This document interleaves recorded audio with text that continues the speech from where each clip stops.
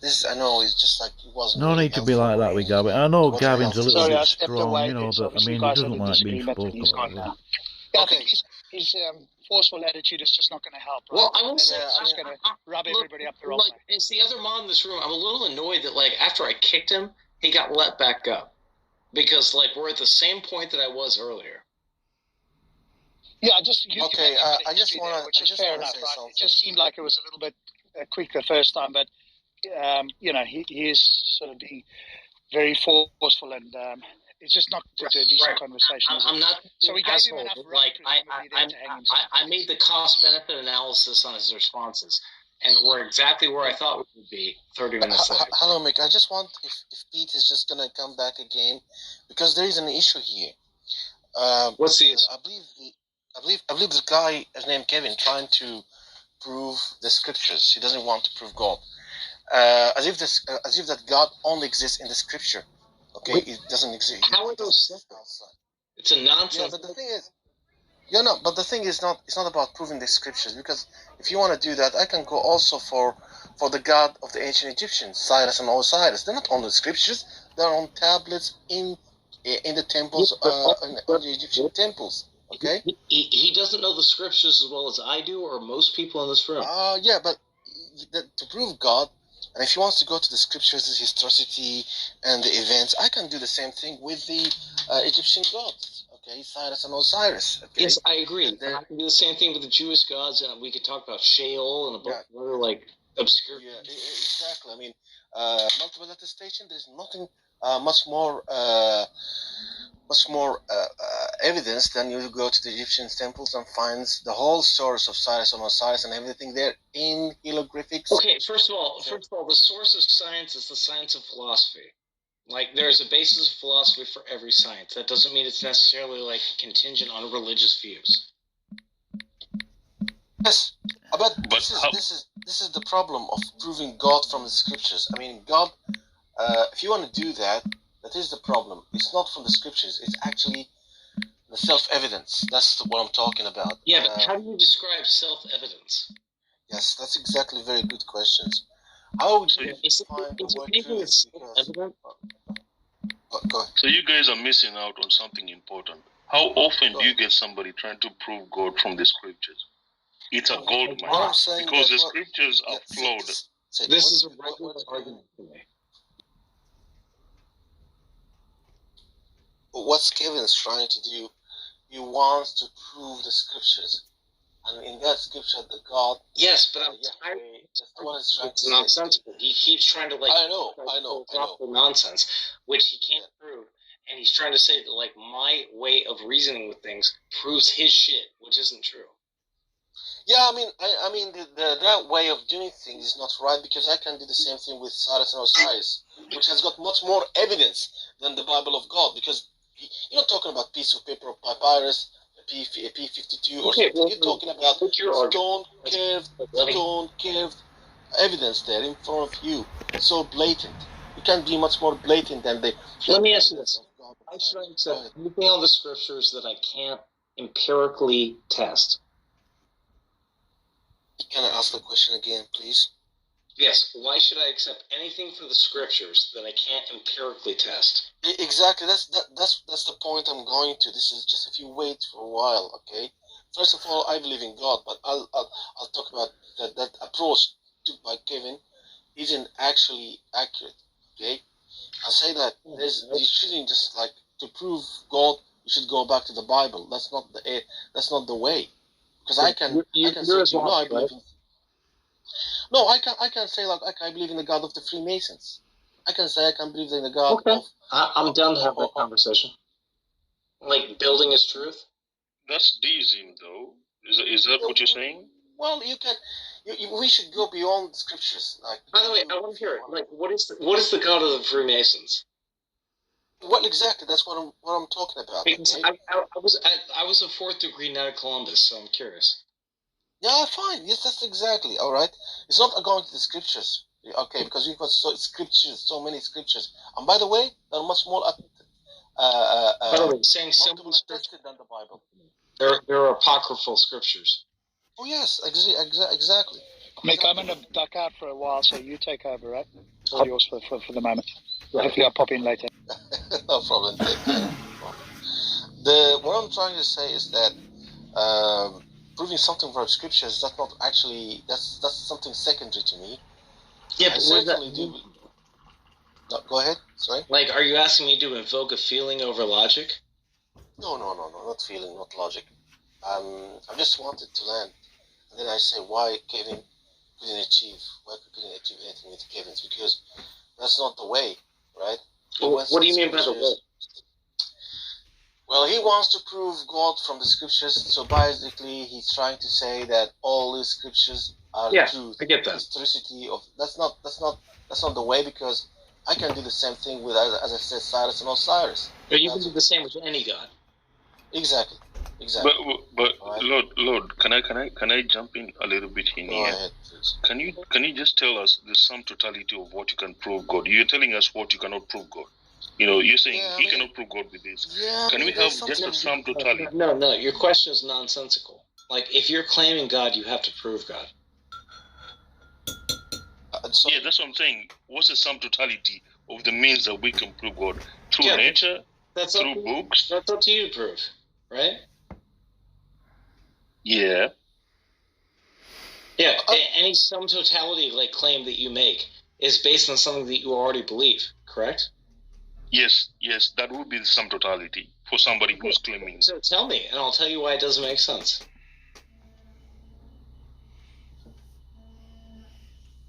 Go ahead, Lord. Go ahead. Crickets. No, I'm sorry. Crickets is what you're gonna get. That question was forwarded to me, or yeah. So I'm posing something, and then Mick corrected me. Okay, so I'm saying discussion. I'm just gonna pardon me. I'm just gonna do something. I'm gonna keep hearing you. Ownership is a big deal in logic. Okay. I'll just be back. Just keep. No. Go ahead, because Mick just corrected me on something. Yeah. Hold on. I'm just give me 1 minute, all right? I'll tell you something. I just need to do something, and I'll come back. I'm gonna be staying in the room. Okay. Go ahead. So I get what you say, Mick, because if I believe 100%, I have a proof. So it can be a text, and that's it, nothing else. Right? Well, no. There's a difference. Go ahead. If you can't prove it to me empirically, it's not proof. It's an assumption. Let's take it from the point of the believer, right? For me, I'm trying to figure out if Lord can say this guy is wrong because he believes in text, but I can show it through nature. I'm just saying, what else is there to prove God? So let's have a sum totality. Is it books, nature, I don't know, premonitions, and all that stuff? Well, you say. It feels like it all reduces to a feeling. Yes, it is to a feeling. So I'm saying, what variants do you have? Go ahead. Look, the most theological argument I'll give you is that if God created free will, then if you exist theologically and I exist anti-theologically, then we all go to the pearly gates, and if we embraced free will, then God will embrace me as much as you. Yes. Yeah, he has no room to reject because it's free. Right. So who cares? Do atheists necessarily do bad things? Do Christians necessarily do bad things? It takes for you to believe to do bad things and have a reason. Yeah. Do atheists and Christians both have affairs? Yes, they do. Do atheists and Christians both commit murders? Yes, they do. Atheists commit less murder than they do. Believers. Ironically enough, right? Yep. So where's the argument? Well, just because you make a claim that you are something, say like a Christian, doesn't necessarily mean that you are. No, you're missing the point. We're arguing probability here. And atheism actually came out on top in this argument.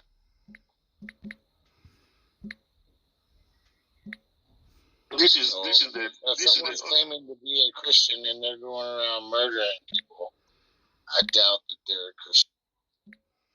Well, who's a true Scotsman? That is a true Scotsman fallacy. That is the exactly form, shape, and No, look, An execution of a no true Scotsman fallacy, right? no, a Christian is anybody who says they're a Christian and they believe in Jesus Christ. That's all you require. But he's saying who's a true Christian, regardless of what you just said. Yeah, and that's a true Scotsman fallacy. It's just like, who's a true atheist? The one who wakes up on Well, I Sunday. figured if you're gonna walk the walk, you gotta talk the talk. You know what I mean? So, Well, if, I if, do you- walk if the you're walk. a Christian, so if you're a Christian, then most likely you're not gonna go around doing those type of thing. Well, you say that, but like, what sect of Christianity do you belong to? Are you Westboro Baptist Church, or are you like Second Baptist? I never made a claim of being a Christian. Yeah, but you have to incorporate that in your analysis if you're going to make that claim. Well, I guess I would have to say, in a broad spectrum, any true Christian or believer, in a God, surely they would think that, it is immorally wrong to kill, so therefore they wouldn't do it. Not surely. Everybody thinks that. That doesn't really nail down who a Christian is or who we should consider that. The correct answer is the only people who have consistent beliefs are atheists. Christians have a variety of beliefs. They tend to believe that like morals are subjective based on their beliefs.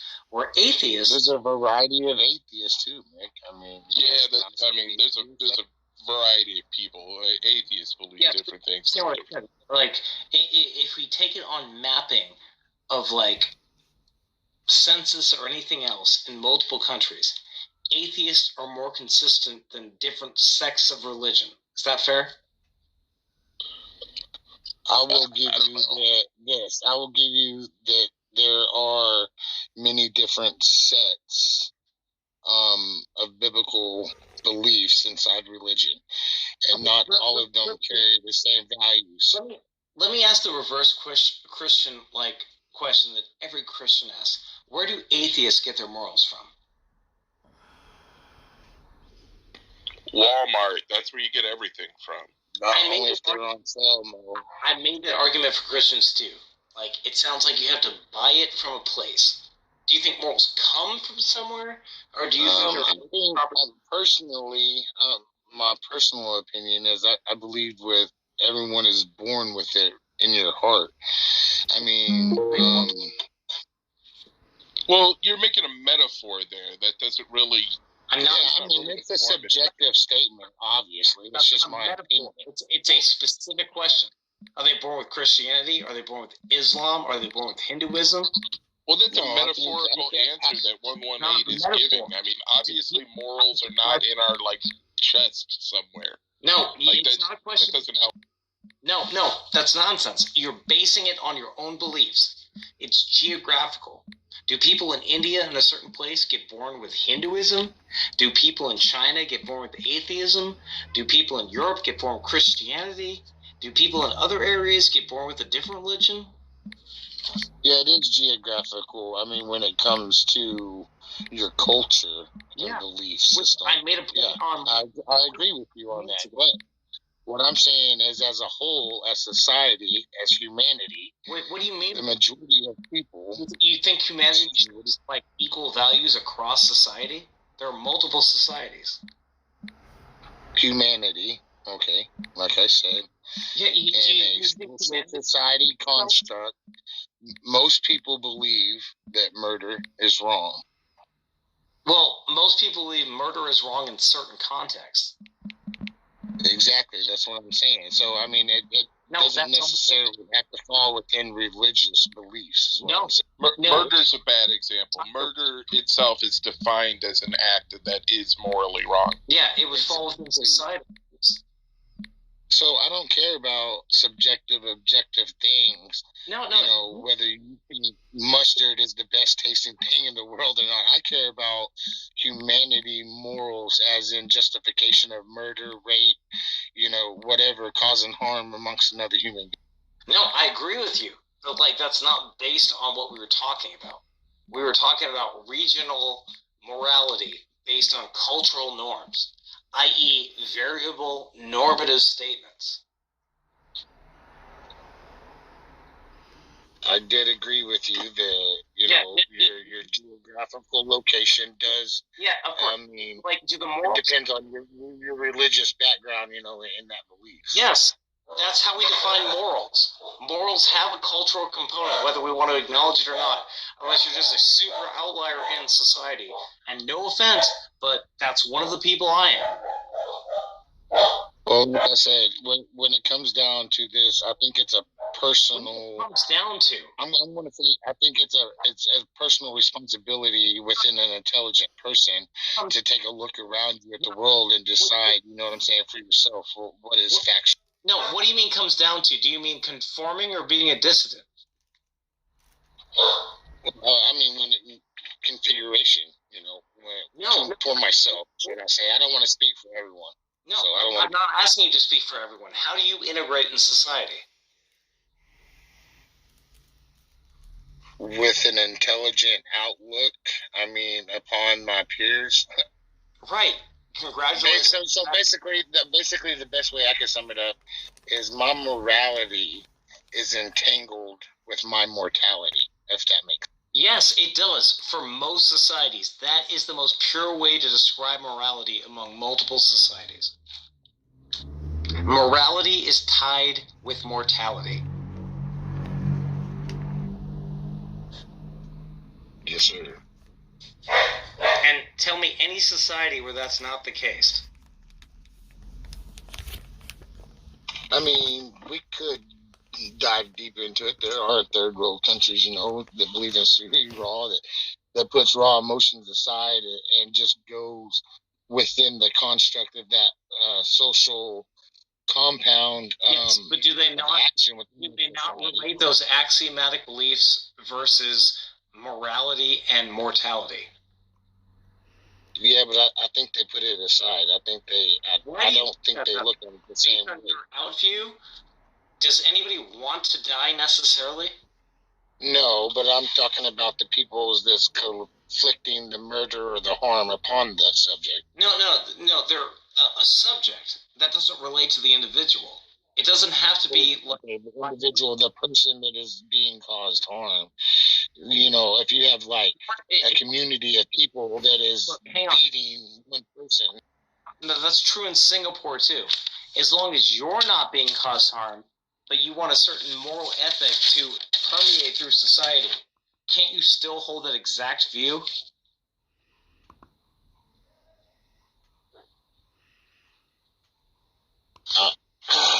I want to say yes, but then it comes down to the problem of justification for our actions, here on Earth.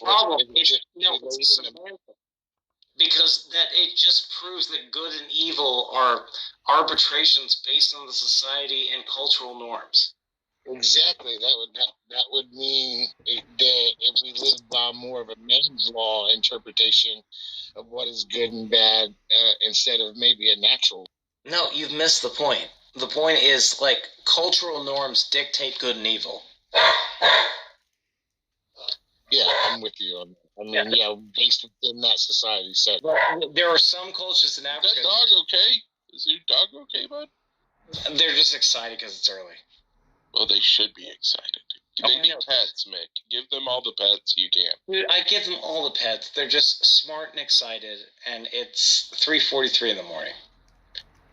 And I give them all the pets all the time. My dog Zoe is my princess, and Bear is my big boy. So. Ooh. I love dogs, man. Dogs are proof that, like, good things exist in the world.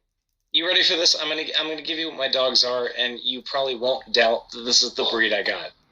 Half Australian Shepherd, half Blue Heeler. Oh, there you go. Yeah. That dog's probably smart as heck. Oh, dude, all my dogs are smart as heck. Both of them. My parents are two mini Dachshunds, and they're dumber than Saxay Hammers. Oh, no. Like, my one dog stares at me all the time because she just loves me so much. But what I'm trying to tell you is that, like, good and evil are arbitrary constructs based on societal norms. Normative notions are based on interpretations of good and evil. I understand that within a certain boundary, but like Mo said, I gave people in the general concept, believe that murdering is bad, even within that social society. That still falls within the notion I made. Murder can be a normative notion of bad within most societies. But you could still argue that some societies think murder is okay if you're a 14-year-old girl and you get raped and you should die because religion says you're impure. Okay, so let's take that out of it, and let's take the mental construct at hand with it. No, these are when all we mental talk about constructs. these abstracts of thoughts. Everything we talk about is a mental construct, so you can't say that. Well, okay. Let me read. You should rephrase. I agree with you. It is a mental construct. So when it comes down to the belief within oneself of emotions, when a tragedy happens, and you feel that sadness or that urge for revenge, I think that's something deeper than even science can explain. That's you at your wrongest. It's a normative notion based on societal norms. In one society, it might disagree with you though. Not everyone believes. No, listen.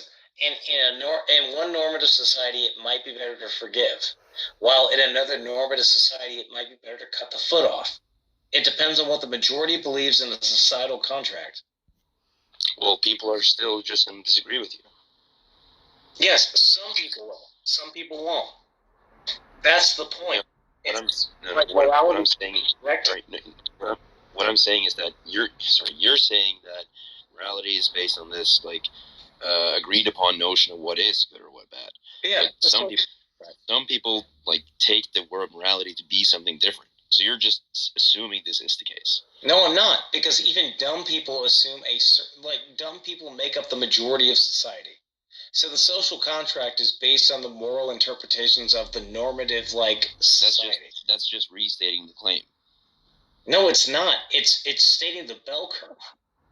So Mick, let's fast forward 100 years and say you've been cryogenically frozen. Hold on, let me make this point.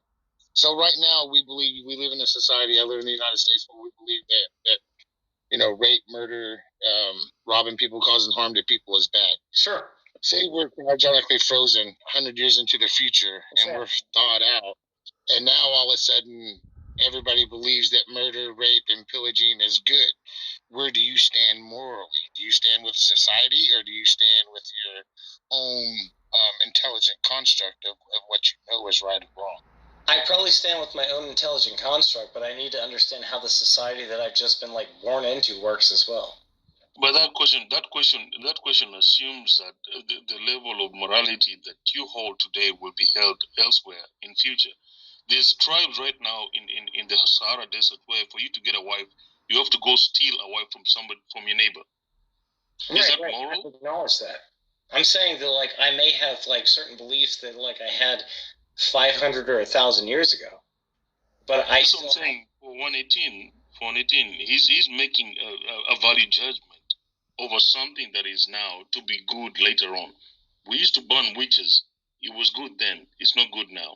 Right. But we're not making a value of what's good and what's bad, objectively. We're talking about the fact that good and bad tends to flex. And then if you ask me what I think is that is just restating the claim, as I said, right? I'm asking you for why that is the case, and you're just saying that it is. Well, the reason I said earlier is because I think that normative claims are based on sociological norms. Yeah, and people that disagree with you would you convince them? Well, I would try my best, but I don't know. Have you ever tried to? You don't know how you wait. You don't know how you. You actually don't convince them. You let them live their own lives. That's why we have the concept of having liberties. Is it everybody that I don't believe? Can I be 100% successful? Absolutely not. I would try my best, but well, we're in this temporal frame right now. A lot of people think, a lot of moral realists. I don't know. Maybe I would sound like an idiot. Sorry. A lot of moral realists tend to think that morality is rational.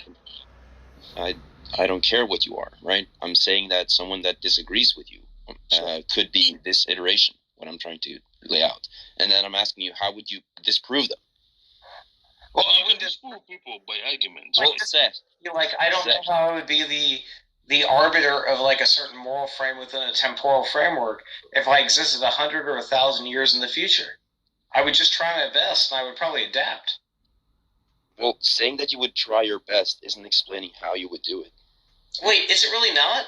Like, have you ever been in a situation where, like, you were taken to your limit and you had to, like, do exactly, like, based on what your presuppositions were, and you just do your best to enact yourself in a society you were introduced? Well, if I'm asking you how did you get to the store, and you said you don't know, but I'm gonna try my best. Wait, the store? That's not telling me how you got to the store, right? I'm asking you how would you convince them, and you're saying I don't know, but I would try my best. Yeah, right? yeah. I don't know is a valid answer. Well, sure, okay, that's fine. If you're just gonna abandon the conversation because someone disagrees with you, that's fine. Wait, like, I don't know. I think we're getting drugged into a proposition we don't even know the premise. At that point, I have to data mine and like figure out where I'm going to be. No, Mike, it's simple. I mean, it relies on your own personal belief system. Man. At the time, I mean, like maybe that shifts. Listen, I don't want to argue. I just want to make it nice. Let's do a concrete example. I think Lag had a concrete example, but we're shifting into generalities. So give us a concrete example, and then let's see how we navigate that. I just don't think I can give a concrete example based on the future, because I can't predict how moralities are going to exist in the future. No one was talking about the future. Were we not? Like cryogenically, things like that? No, we were not talking about the future. Okay. So the example that I was bringing up was that a lot of moral realists tend to think that morality has some sort of rational component to it, right? Sure. So morality is going to be tied with what is rational. So what you ought to do is be in accordance with rationality, and if you do something that is irrational, that's going to be like... I got it now. Like, so what are you basing that like rationality on? Pragmatism? Utilitarianism? Like, what is your ontology for basing that rationalism? Well, like just in accordance with logic. Like, it doesn't need to be. That is in accordance with logic. Yes, so it doesn't need to be. It doesn't need to be. Sorry, I'm responding to your question right now. So it doesn't need to be in line with any sort of metaethical framework. Yeah, I've already addressed that. Like, which metaethic are you like addressing? I said it doesn't need to be in accordance with any, right? Okay, well, all I'm saying is that it needs to be rational. Like, my outcome doesn't really matter, right? Unless you're like judging it against a metaethical framework. Your outcome doesn't matter? What do you mean? So I'm saying, like, whatever I do, you could have a positive or a negative outcome based on the metaethical framework that you're like basing it on. Sure. And we actually do know that because ethics evolved over time. Yes. The things are different for different times and places. And so, which one are you picking? Well, for me, generally pragmatism. And that happens at a certain time period. It's never always the case for always. Right. So, right. Which one do you pick? I would be dealing with a lesser pragmatism because I didn't know the time period I woke up in. I would be dealing with pragmatism from the time that I existed. But then again, you could also argue that like a pragmatic view would be like, if I'm confused, asking questions and building a societal base based on the fact that I am confused. So, Lag in 118, which period are you picking? Pragmatism? Oh, I'll go with pragmatism. It's the one I'm most familiar with. Well, I think I'm closest to an arrow theorist.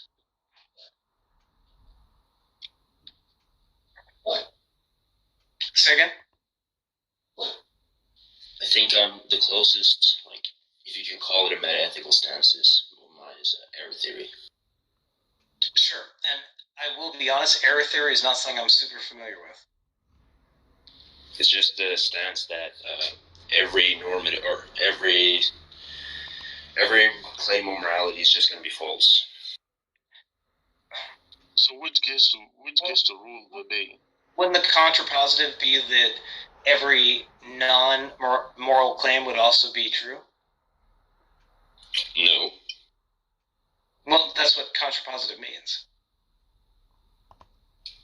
Well, every non-morality claim does not have to be true in order for. I didn't catch that. False? Well, if you say that you shouldn't steal, that's just going to be false. But if you're saying that you should steal, that's also going to be false. Well, why? Not contrapositive. Well, I'm not too familiar with all the arguments, but I'm saying that this is where I'm. Well, this is the problem I have with most philosophical arguments is when I bring up the mathematical idea of the contrapositive, most people fall apart because they're logically sound either way. What do you mean?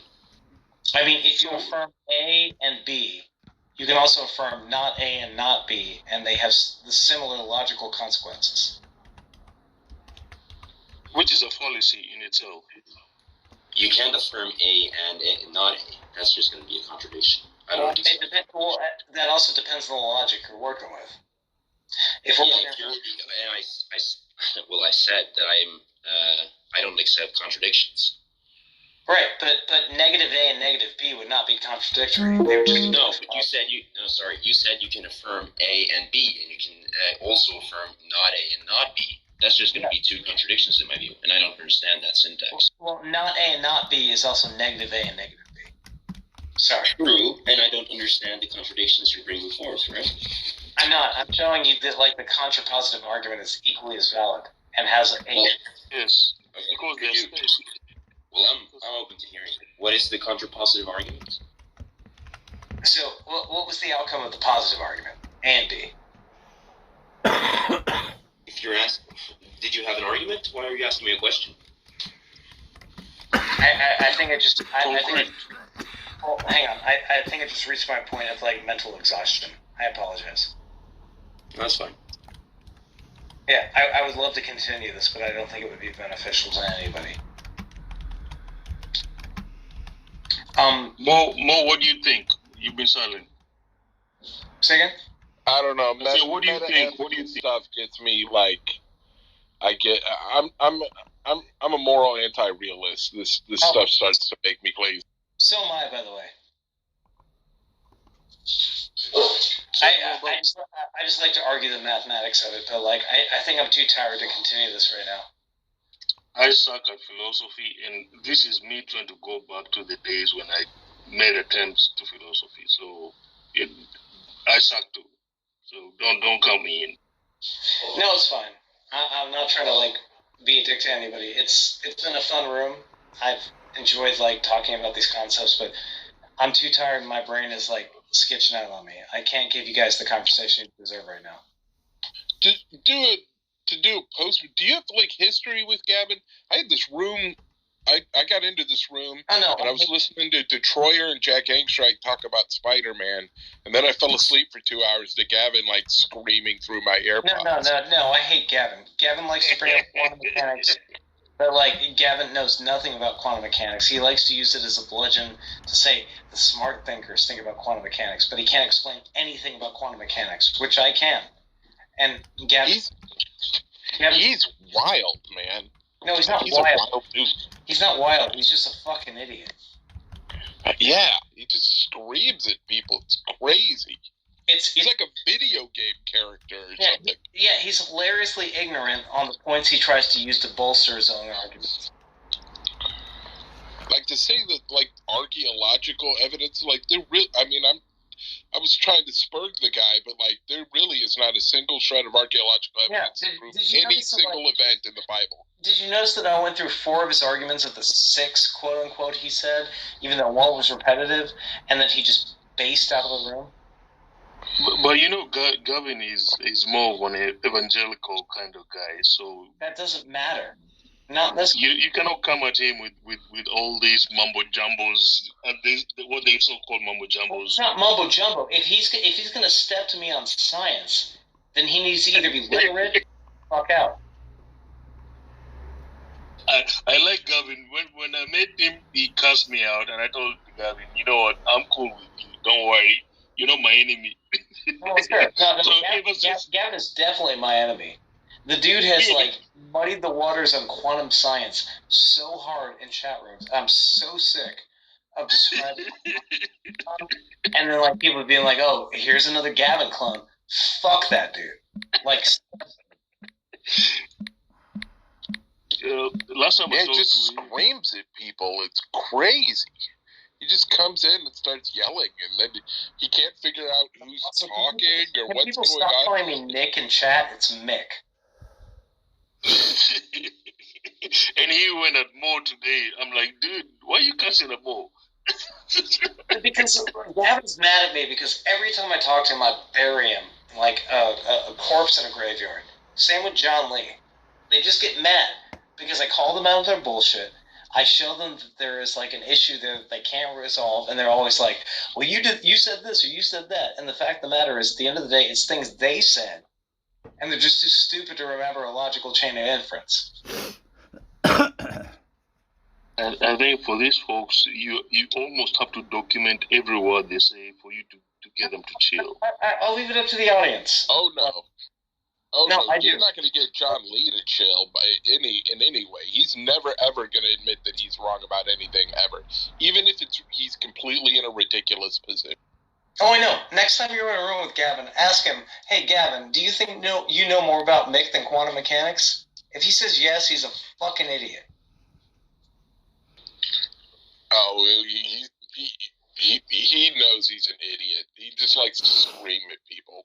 Right. It's crazy, man. There's some real wild psychological profiles here on Club. Oh, I know. I've got my own. I'm like the intelligent dude who's like drunk 26% of the time. I calculated it. But I still make cogent arguments. But, For me, I look at it this way. I get people to teach me how to think in Clubhouse, and then I get the other shitty part, which is probably about 70%. Hang on. We need to rephrase that because it's already wrong. You said people who teach me how to think. What you need to say is, not how to think. People challenge me to think. No. You know. Just give me a second to rephrase this because it's going to change the way you think about things. Yeah. People show me ways to think.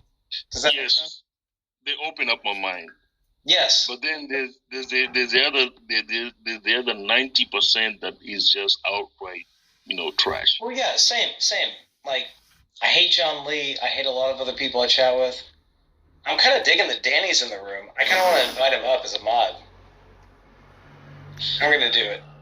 I think we need to talk to Lag more because he was pursuing something that I was interested more about. But that's another day. We cannot do it now. This is not my room, but we'll get there someday.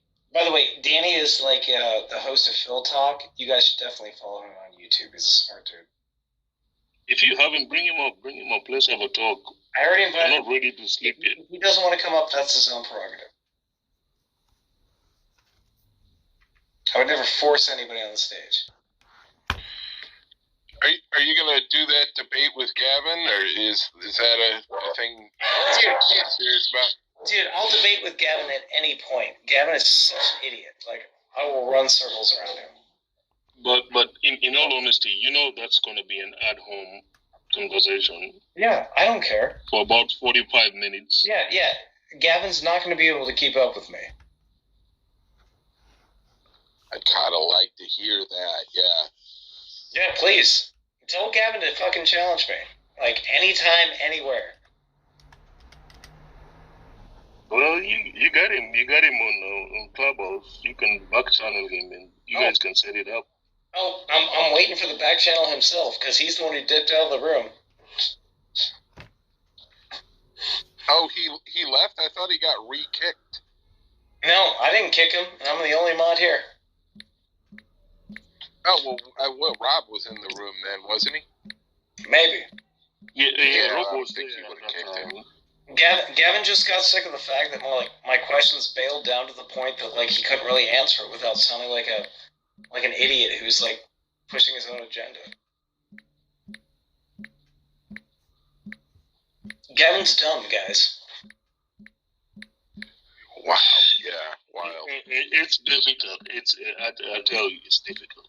I've argued with Gavin multiple times, and like his only recourse is trying to throw out like nonsense arguments or ad hominems. And all I do with people like him or John Lee is dial them back to the argument. It completely neuters any argument they're trying to give. If I'm like, do you understand what quantum mechanics means, Gavin? And then Gavin's like, well, you understand people like way smarter than us talk about quantum mechanics. I would say, Gavin, you realize I'm not asking you about like other people. Like, tell me what quantum mechanics means. And he would respond probably like, I'm sorry, guys, my brain is not functioning right. I can't give you the conversation that you deserve tonight. No. He would respond with being like, this is how atheists work. They always like deal in like trying to get you to lock into a corner and present something that like you see what I mean? Like it's so stupid. It's folks running out of arguments. Just ask Gavin what superpositionality infers in terms of Aristotelian logic. He will crumble like a chair. I tried to. I have a book here that I'm trying to understand quantum mechanics, and it's boggling my mind. Good because luck. I know. You're not going to get it from a book. No, you're right. It's a futile attempt. You'll get it from multiple books and understanding math all the way up to like advanced calculus. That's how. What's the most important thing that quantum mechanics tells us? It tells us that like probabilistic outcomes exist within a finite system with infinite outcomes. So therefore, in layman's terms, life in your perception is how you see it. And that's the most important thing that we get out of quantum mechanics. It means that even if you have a finite system like the universe, you can still have infinite outcomes in the many worlds theory. Based on permutability of quantum-like mechanics, yes. That's right. So your perception and how you see and view this world is how you see and view this world. Yes. And that is the yes. It's probable. Yes, it's probabilistically determinist.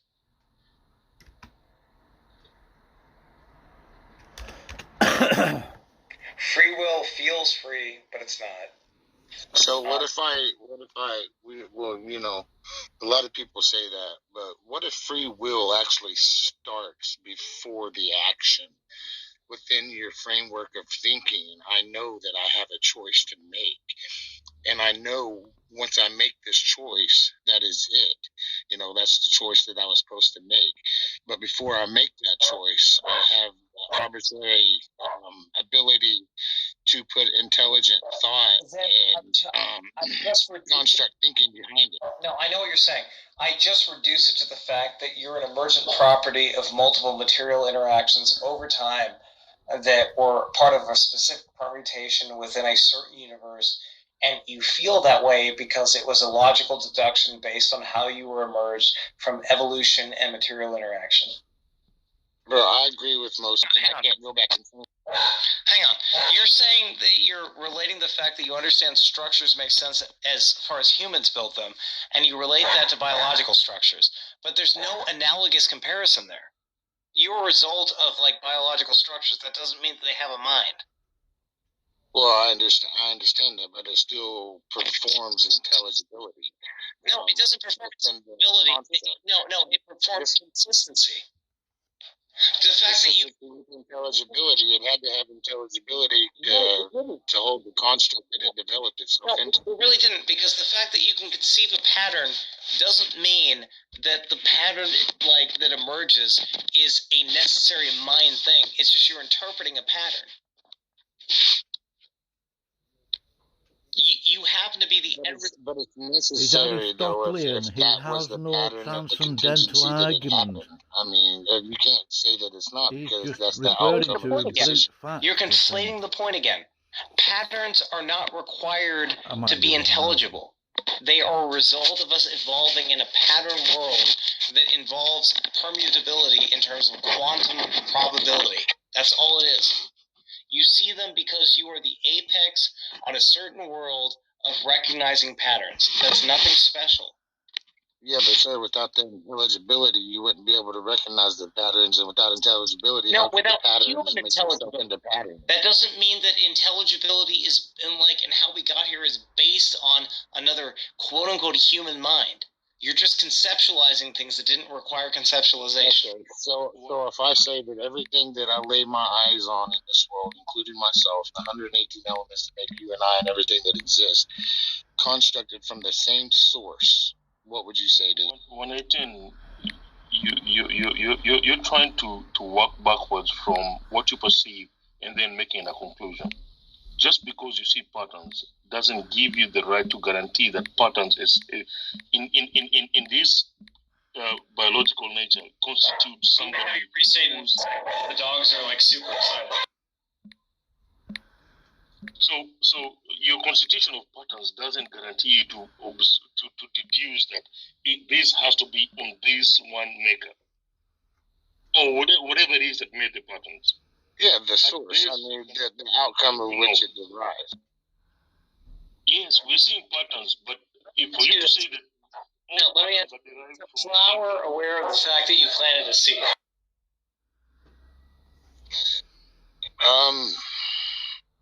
It's aware of itself, I believe, in the fact that maybe it is aware that I planted it and it grew into a flower. But look at it this way. But now you're reaching. Just think of it causally instead of like reflectively. Okay, I understand. I'm not going to get trapped into this rabbit hole. But the intelligibility that it took for the molecular structure for that flower to become a flower has to be intelligibility. I mean, that's the only way about it. Like the flower is doing. No, it doesn't. It's living its life as a flower. That is for a second. You are conflating analysis and reflectivity with like natural mechanicism. These are not the same things. Just because you can perceive mechanical interaction doesn't mean it had to be instantiated by a mind. But let's do this. We can do it for the flower. Let's do it for the virus. Is the virus part of our design?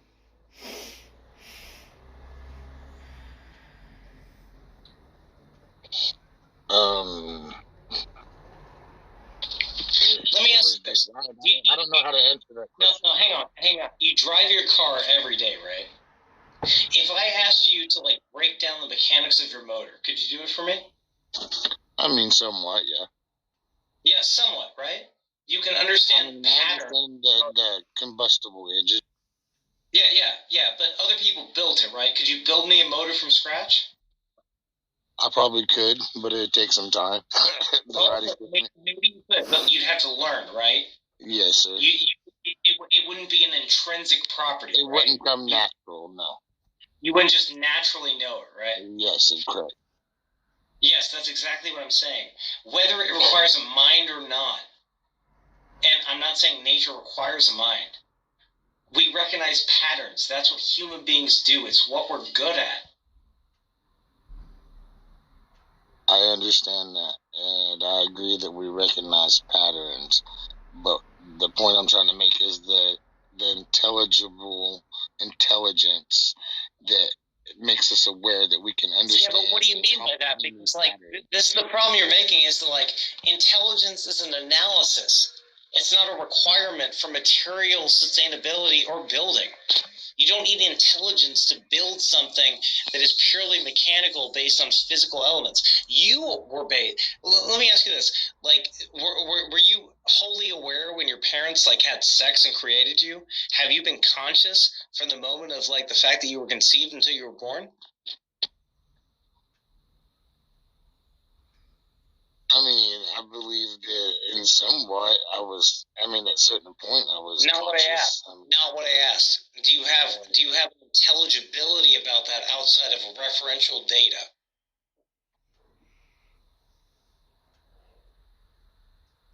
I mean, without being told that I was a sperm before, I mean, just relying on that base information, like, do I have eternal knowledge of that? Is that what? Yes, that's exactly what I'm asking, because that's the crux of your argument. I would have to say, as an intelligent being and understanding how a biological body works, that I would have to say yes. No, after you were taught that. You didn't know that when you were born or for the majority of your childhood.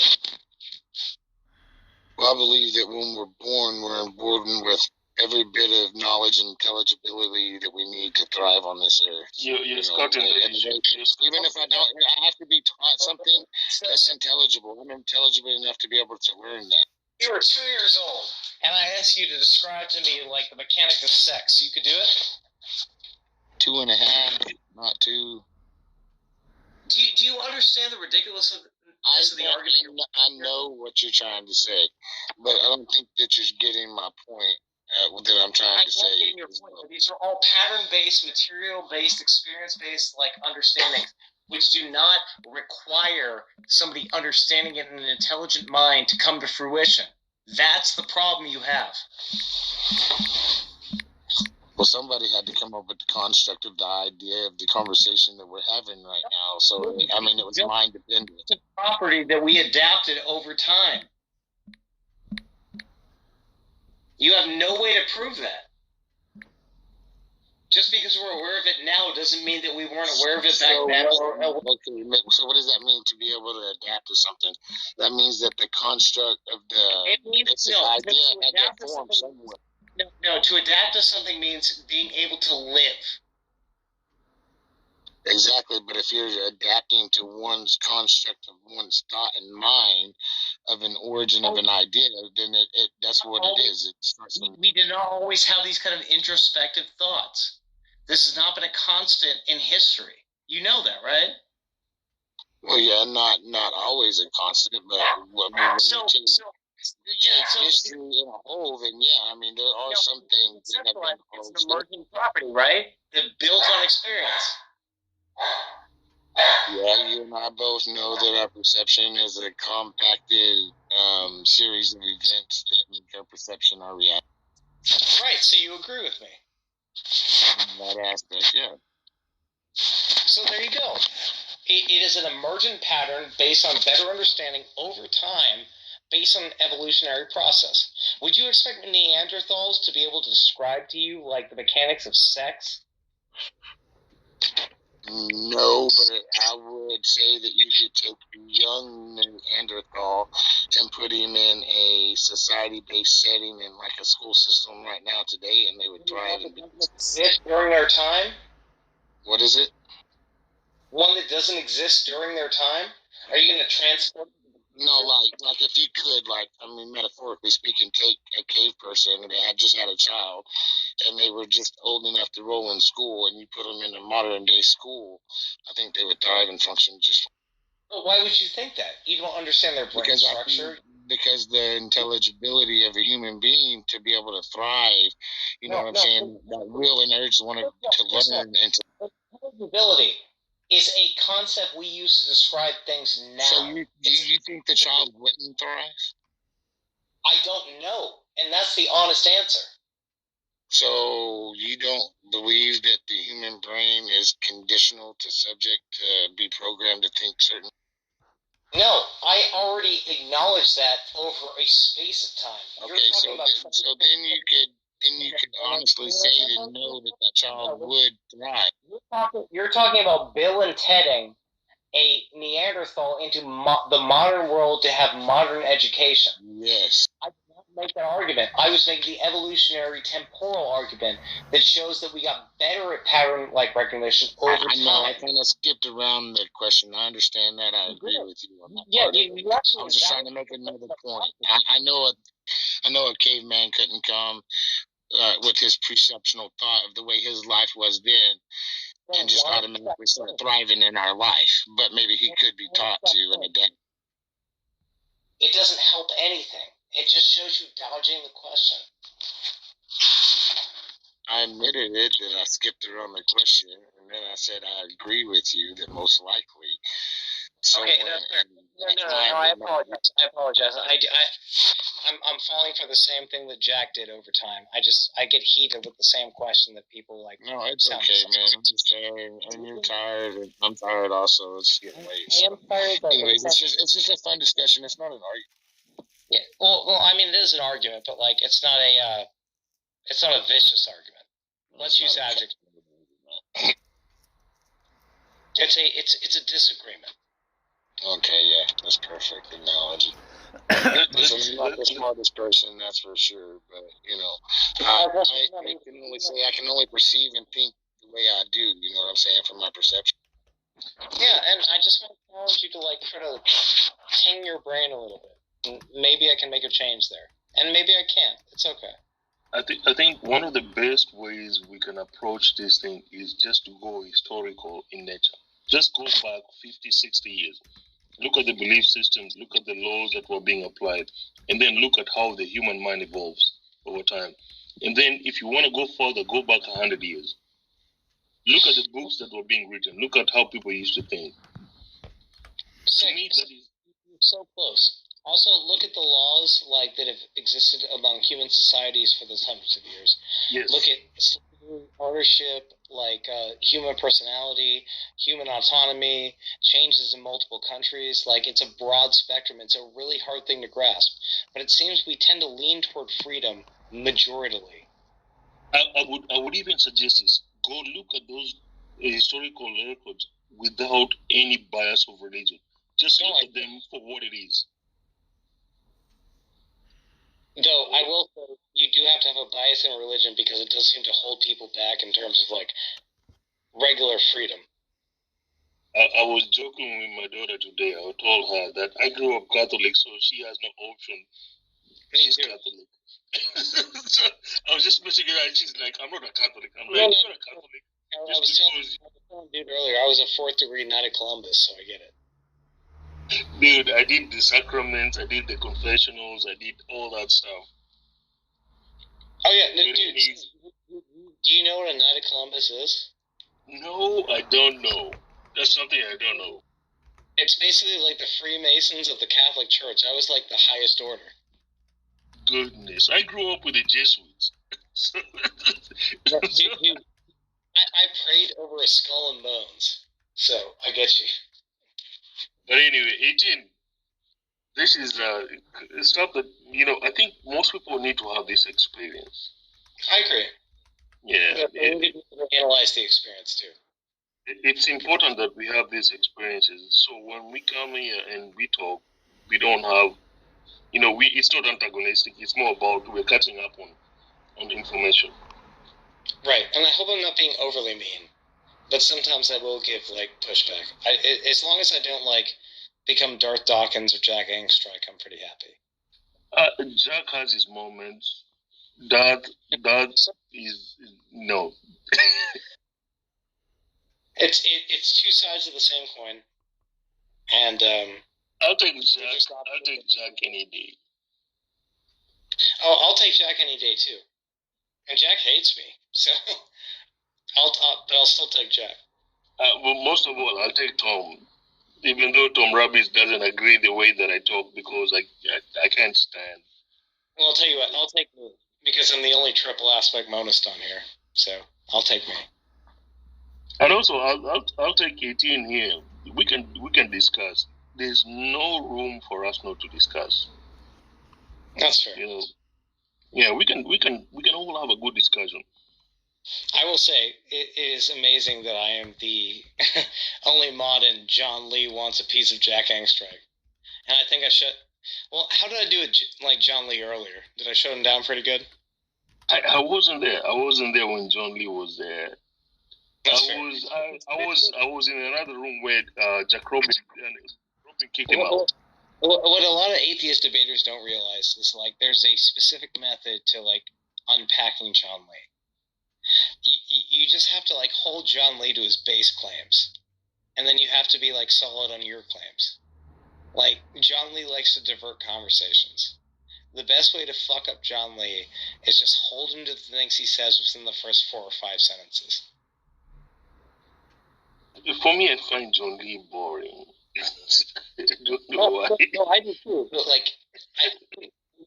case study and how to be a good debater, if you want to hold somebody who's intrinsically dishonest to their positions, especially if you have a memory that can exist 8 to 9 questions later. If you can do that, you can crush John Lee.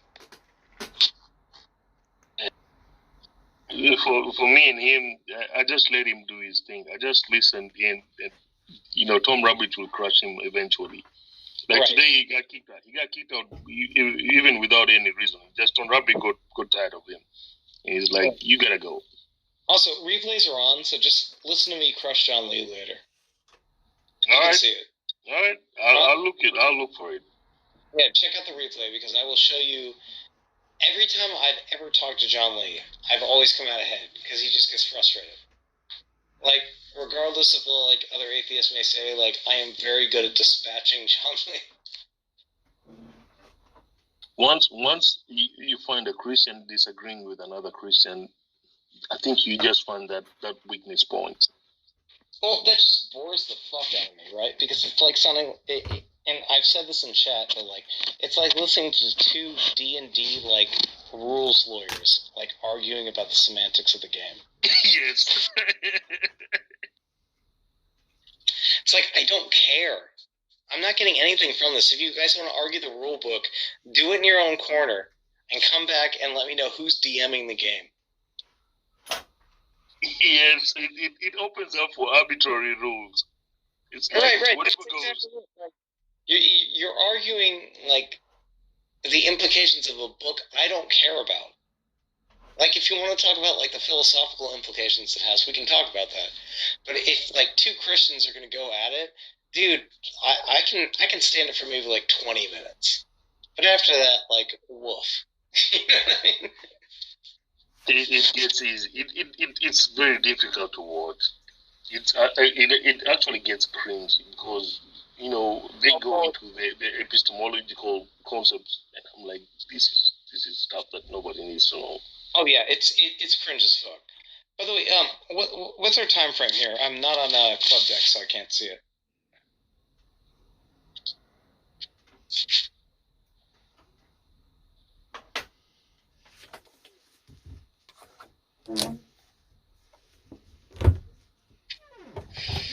There's no references on the mod. Let me check. I'm pretty new to being a mod, so I don't actually know. I'm lazy being a mod. I've done mod, but most of the time I just keep quiet and cut off people who do certain crap. I don't know how to feel about the fact that I get a lot of Christians following me, even though I'm an atheist.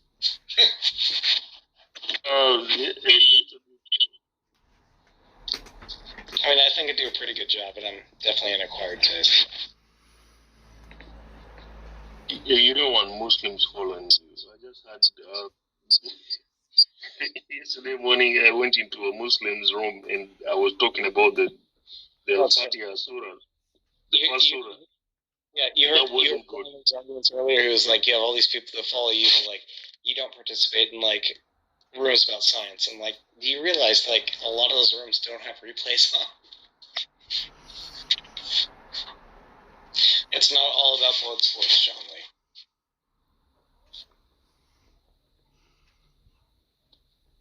Faith is still around. I don't know if he wants to say something. And I think James said something about us talking over each other a while ago. I invited Danny up, but he might be asleep.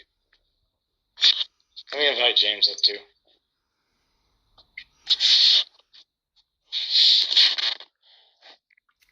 Hey James, what's up, man? Hey James, what's up, man? Nothing, just chilling, enjoying a nice Sunday morning. Nice. So all good and good. Nice. Excuse me? Oh, did you like the conversation so far? And by the way, I can hear the conversation so far. And by the way, I can hear.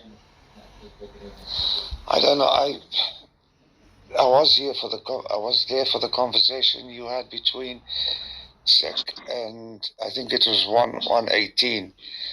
I don't know. I mean, I'm just talking as an uninformed person, but I wasn't gaining much from that exchange. That's what I meant when I said you guys were talking past each other. I caught that. Yeah, I see what you. No, it's not a big deal. Oh yeah, no, I'm not insulted. I'm not insulted. But besides that, I haven't really heard or listened to what you guys were talking about, so I can't really say.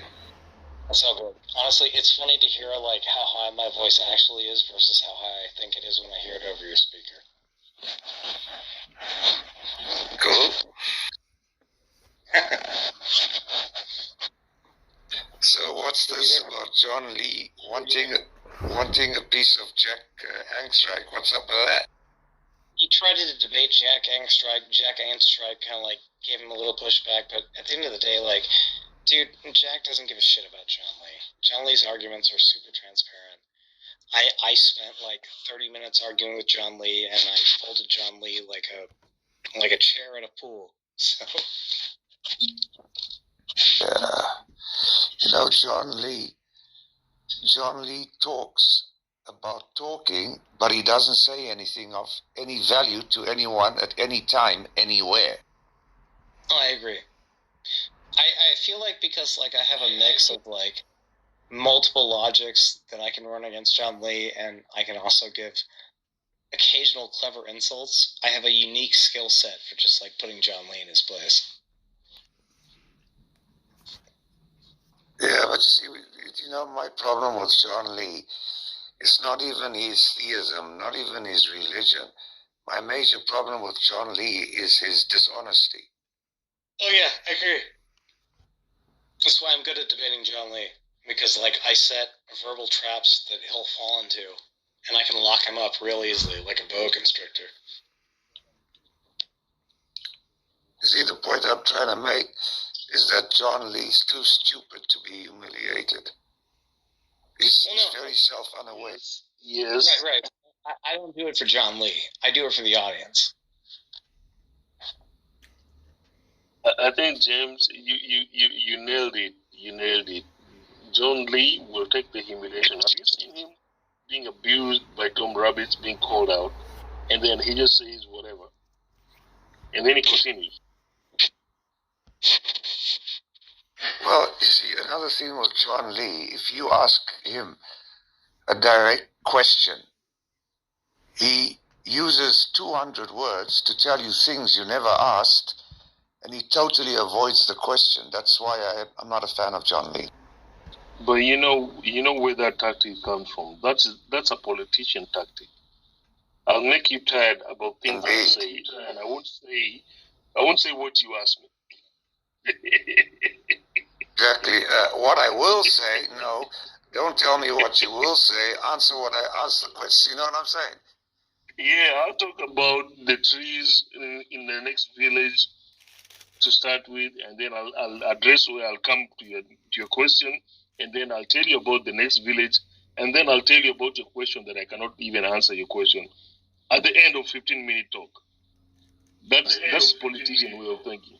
Exactly. Well, you still being generous by calling them a politician. I call such a person a grifter and a charlatan. It is grifting. Grifting ain't easy. Who told us grifting is easy? I mean, if I wanted to grift, grifting is very easy because, I'm not an educated man, but one thing I do know is never, ever underestimate the stupidity of your fellow human beings. So, but the sad thing with grifting is it's very, very easy to convince a cretin of a certain of a certain viewpoint. But it's almost impossible to convince the cretin that he's been lied to. You know what I'm saying? Yeah. But the problem with grifting is this. It's in perpetuity. It has to always be giving more and more. Grifting does not allow for compromise. Nope. So if you're choosing grifting, you have to choose it for the rest of your life. True. Very, very true. Well said. So John is chosen to do grifting for our Lord and Savior, Jesus Christ. And he's going to grift because he cannot choose the other position.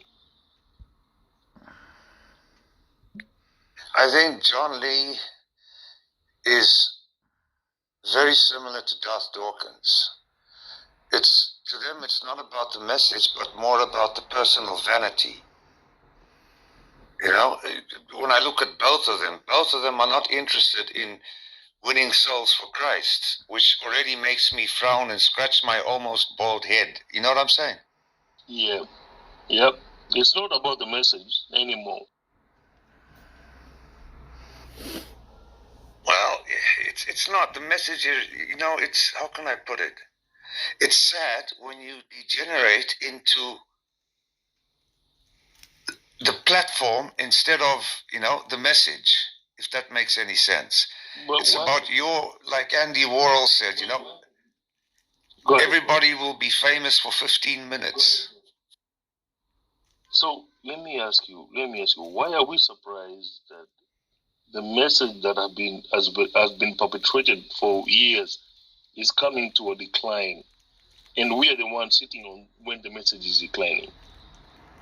The lie has been pushed over and been pushed over. The Roman Empire was based on a lie. All these things are coming to a decline. What do you think these folks like Dawkins and all them, they're the ones who are keeping up the last leg of the lie. They're trying to dig up a little bit more and gain. But this game is done. The game of religion is actually done, pretty much. Well, if you look at religion, itself, to me, it's nothing more than organized mind control. I mean, if you need someone to tell you the difference between right and wrong, instead of a priest, I think a psychiatrist and pills would be a better solution for you. You know what I'm saying? Yep.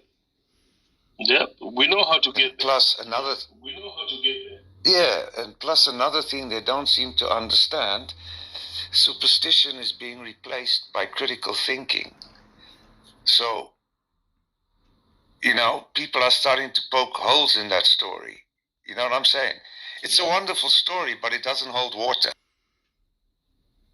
A small example of this would be, for instance, for me, a layman, I'm not a smart man, but a small example of that would be, for me personally, is the tree of knowledge that was planted in Eden to tempt Adam and Eve. Now, let's assume that God is omnipotent, it wasn't put there to omniscient, tempt anybody. and omnibenevolent, right? Yep. So he would have known what Adam and Eve would have chosen. So therefore, that, to me, that God chose willfully to punish mankind. And it leads me to two conclusions. Either it's a very, very inept God, right? Or a very, very cruel God. Either way, it's not worth my worship. Would you agree? Yes. And you missed the part that he actually did put the Satan the serpent in the garden to dissuade the lady to make sure that the dude eats. So not only did he put the tree, he also put an incentive to make sure that the outcome comes out the way he wants it. Touche, I never thought of it like that. A very, very valid point. Well spotted, sir. Well spotted. Why should we obey this God who make us sin? That sounds like something I've read in scripture somewhere. I think the difference. I was having a discussion with my daughter today. She's 13 years old. I was explaining to her, do you know there is nowhere in the Bible where it says God will come down and fight Satan. It's only if you're a Catholic, it will be Michael, the archangel, who comes to defeat Satan. And then if you're evangelical, it will be Christ who comes to break down, and the Jews obey Christ and all that stuff. You don't hear anything about God coming down to beat Satan. Jesus and she asked Christ me why. is Because God I told her, manifest in because the flesh. Satan is God's body. Those two people, A lot of they these knew each other atheists, from way back. I think, God does not want to kill Satan. Catholics. He just wants to punish Satan and not kill Satan. That makes sense because to me. all he has to do is just kill Satan and all this shit. Oh, well, it's only me. So, I mean, I don't know. True. Hello, Dan. Love you too. You know what it is, like I was born in Zambia, and I come from a very conservative Catholic family. Oh, surprise! So when I was growing up in the 1970s, I had questions, because we were forced to attend Sunday school and religious studies, and I would ask questions and I would get beaten up for asking questions because it was claimed that I was possessed by demons and that I was trying to, so at a very, very young age, I decided, this is just rubbish. I don't believe this. But I also knew that me being agnostic, because I consider myself agnostic, I could never publicize that. No, because that would not only affect me, but that it would also affect my family. The Catholics have put him. So his own family put him off even, acknowledging the true God. Your just confessions beat it out of him. Yes. I grew up in the same way. Yes. And it sucks. It does, because you know what? Like where I live now, Holland, there's a saying. I'm stopping the stream here anyway because I'm. The preacher says to the landed gentry, "If you feed them, I'll keep them stupid." Yes. Think about it. And there's another saying we also have in Zambia. When the white man arrived, he had the Bible and we had the land. He asked us to close our eyes and pray to his God. When we opened our eyes, we had the Bible and he had the land. Yep. Why do you think most of the people are believers? Got to be honest, Steel Man. Yeah. In Africa. But not all white men are like that. I think, let's be honest. Life, for the majority of the African people is very, very difficult. And, life,